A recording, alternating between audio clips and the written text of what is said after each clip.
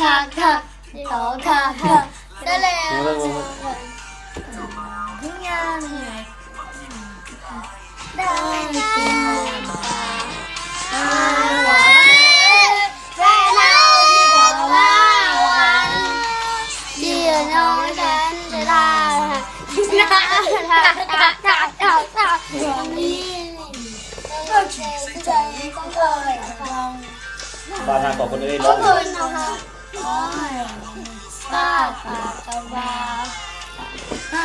วังเลยว่าเราได้ความมากวันที่ได้นอนจันทร์ในหน้าเส้นดังตักตักตักวันนี้ โอโต้เลย มาเลยใจของคนขอบคุณขออยากมือป้าปากกระบาอารมณ์ก็เป็นขออยากประทาเตะปากเจ้าบ่าวตับหลัง หัวเขาตีปาก